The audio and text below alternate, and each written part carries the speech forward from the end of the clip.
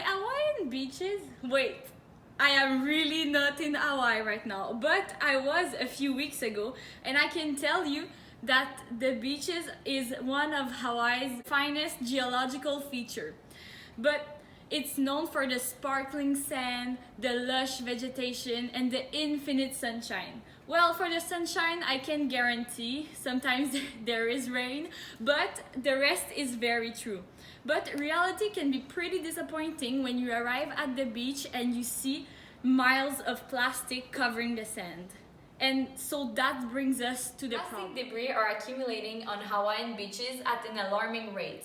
According to an article by David Cooper and Patricia Corcoran on Science Direct, the average plastic accumulation rate on Kauai beaches is 484 pieces per day. So now, where does all this plastic comes from?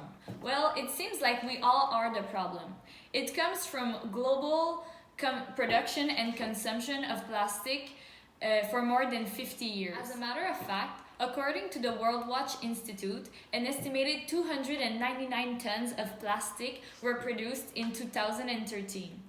And on all that plastic, up to 20 million tons end up directly in the water. So that causes a very rapid accumulation rate. But this is not only an aesthetic problem.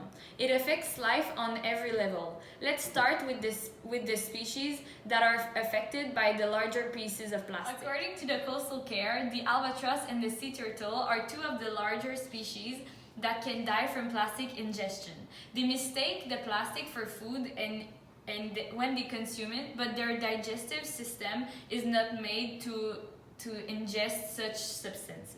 Here you can see a picture of a dead albatross that ingested plastic. You can see its body is decomposing, but the plastic remains still intact and still colorful, which really represents the issue that we are facing. With that being said, other species are affected by the plastic in the ocean. That brings us to microplastics, which are pieces of plastic that are less than 5 millimeters wide. You'll tell me, what is the problem with microplastic if they are so small? Well, the problem is that the species that consumes them are exposed to dangerous toxins and pathogens present in the plastic. But that does not only affect marine life, it affects you as well, and all of us, because we are exposed to the same contaminants as the marine life when we eat aquatic plants, which are the base of the food chain. So we are constantly exposed to the contaminants that we put in the water. Now, if you ask me, people do not realize the impact that their action have. Their accumulation of plastic that we now have to deal with is not the result of one person's action. It's the result of millions of people's action through the years.